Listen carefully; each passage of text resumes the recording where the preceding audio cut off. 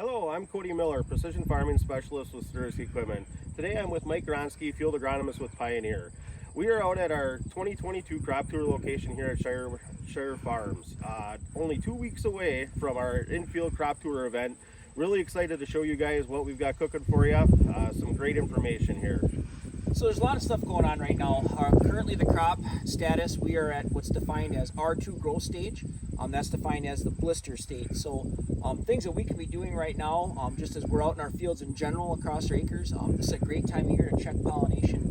We've been very fortunate. The majority of the greater north central Wisconsin area, we stayed in pretty good moisture throughout the pollination period, but that can't be said for some of these outlying areas that have missed out some of this rain, especially as we head to the west or extreme northeast. So one thing I'm looking for is I'm doing some in-field observations this time of year. I'm peeling back husk and I'm looking for silks that have disconnected themselves essentially from the ovules. And when you have that disconnection there, that's indicative that those kernels have been pollinated and fertilized, the term I'd like to use, and we have good pollination. As we look at a lot of the ears that we've opened up here, there's only a handful of silks on that very 1/8 inch end of the ear itself that don't appear to have pollinated, but the majority of the pollination looks very phenomenal. So that's one thing we can be looking at. So, and when we're talking about that, it's giving us an idea where we're at for yield potential, whether we're looking to take home bushels or tons.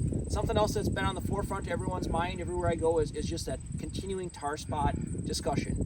As of today, there has not been a positive case identified in Marathon County. I think it's really just a matter of time as we look at what happened from last week to this week. Portage County's had some positive identifications, as has Shawano and Waupaca counties. So it's very close in neighboring counties, and I think it's really just a matter of time before we start seeing that. So continuing to scout for tar spot is going to be something that we can continue to do. As I mentioned in our previous video, looking in that lower portion of the canopy and looking for those raised up little black dots that essentially can't be scratched off with a fingernail. That's what we're looking for. It's always going to start in the lower portion of the canopy, similar to gray leaf spot.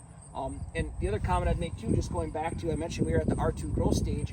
We still have an opportunity on some of these acres, if we haven't put a fungicide, to really maximize or get pretty good yield potential as far as a response for our dollars spent, just in all diseases in general. So a lot of things we can be doing right now in the field. And the last piece I'd mention is just looking at our plants and seeing where we're at as far as are we seeing some nutrient deficiencies? Did our nitrogen program lack somewhere?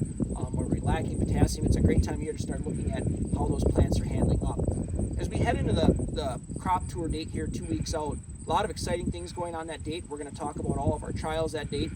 Cody and I put a lot of effort into flagging these trials, and we're going to talk about some of the variations that we saw in emergence. And really the big picture that our focus has been around this year is not only just looking at silage tonnage, but as we progress throughout the season, we're also going to tie in the quality aspect. So really trying to pull this full circle and help everyone attain more with their crop with the coming year here.